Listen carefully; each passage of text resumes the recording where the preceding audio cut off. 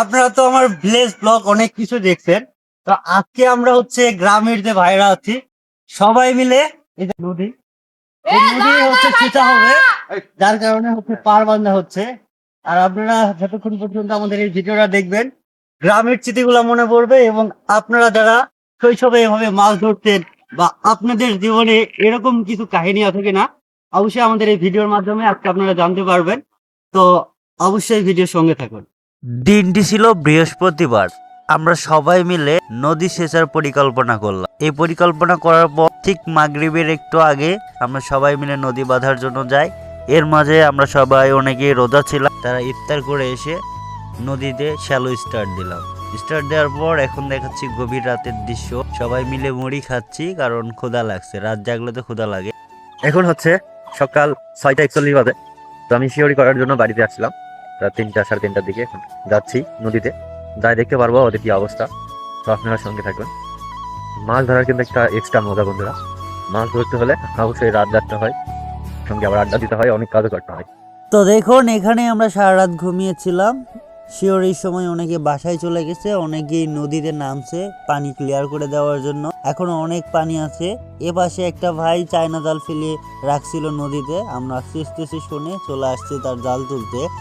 এই চায়না জাল নাকি এখন বর্তমানে ব্যান্ড করে দেওয়া হয়েছে, তারপরে গ্রামে এই ভাইটি চায়না জাল ফেলে মাছ ধরে। চায়না জালে সব ধরনের মাছ সাপ যা আছে নদীতে সবকিছুই ওঠে। তো তার জালটা নাকি চিরা, এর জন্য বেশি মাছ ওঠে নাই। তো দেখুন তারপরও তিনি কতগুলো মাছ পেলো, এবং ভিতরে কিন্তু একটা সাপও আছে বন্ধুরা।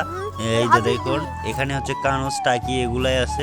তো এই জালের হচ্ছে দুইটা মুখ, একটা মুখ খুললো, বিপরীত পাশের মুখও খুললো। খুলে দেখুন এটুক মাছ পেয়েছে। যাই হোক তার জালটা চেরা, এর জন্য মাছ হয়তো কম পেয়েছে। বন্ধুরা আপনারা তো দেখছেন যে আগামীকাল বিকালবেলা আমরা হচ্ছে নদী সেচার জন্য শ্যালো বসেছিলাম।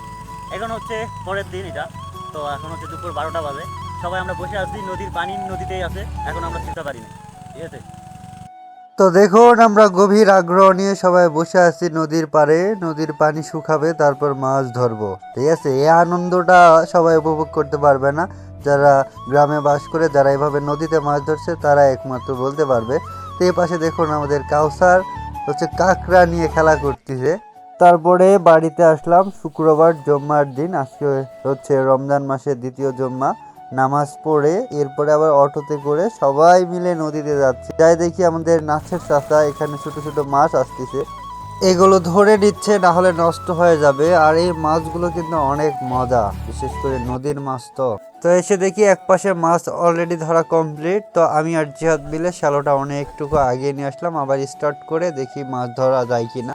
এরপর আমিও নেমে বললাম মাছ ধরতে। মাছ ধরতে ধরতে একটা সময় যায় শিং মাছের সঙ্গে আমার দেখা হওয়ার পর সে আমাকে একটু আদর করলো। তাই বন্ধুরা মাছ ধরতে যায় তো কানসে ফুটে দিছে, দেখেন কি একটা অবস্থা, রক্ত বের হচ্ছে, ঠিক আছে। আর মনে হয় মাছ ধরা হবে না।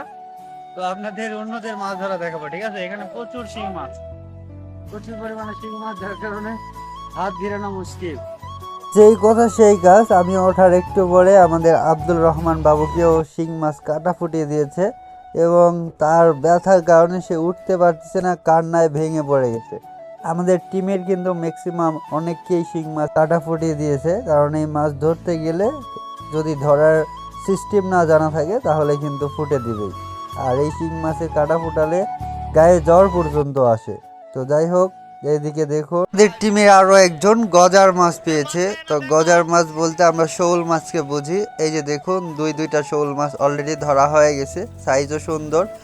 আর এদিকে আমাদের পিচ্ছি বাহিনীগুলো আমাদের পিছে পিছে যারা মাছ ধরলো, আমরা মাছ ধরার পর তারা এখন গোসল করতেছে। এদের গোসল করা দেখে আমাদের সেই শৈশবের কথাগুলো মনে পড়লো। এভাবে মাছ ধরে অনেক দিন নদীতে গোসল করছি, সাঁতার শিখছি, সাঁতার কাটছি। এই যে ভাই এইটুকু মাছ পেয়েছে, আমাদের পিচ্ছি ভাইটা। এই যে এই পিচ্ছি বোনটাও মাছ দেখাতে নিয়ে আসছে। তো দেখুন এই পিচ্ছিটি আবার কি বল,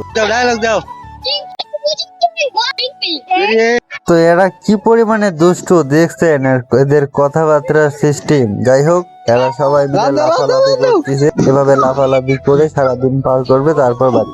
তো মাছ নিয়ে এবার আমরা চলে আসতেছি, ভাগ করা হবে নাসির চাচার বাড়িতে। রাজু ভাই আর নাসির চাচা মিলে মাছ নিয়ে আসলো, এবার মেশিনে নাপা হবে। কতখানি হয়েছে? 10 কেজি। তো এবার আমাদের নাসির চাচা হিসাবে বসছে, কে কয় টাকা দিয়েছে, কয় টাকা খরচ হয়েছে সবকিছু হিসাব করে। আমাদের মাছ ছিল, সেই মাছ বিক্রি করে কোনো টাকাই কারো ভাগে পড়ে নাই। যাই হোক, আমরা যে মাছটা পেয়েছি এটাই বোনাস। তো সবাই মিলে সুন্দরভাবে মাছটা ভাগ করে নিলাম। আর আজকের ভিডিওটা এই পর্যন্ত। যারা লাস্ট পর্যন্ত দেখছে পেজটি ফলো করে দিবেন, যারা ইউটিউব থেকে দেখতেছেন অবশ্যই একটু সাবস্ক্রাইব করে এই ছোট ভাইয়ের পাশে থাকবেন। সবাইকে আজকের মতো আল্লাহ হাফেজ।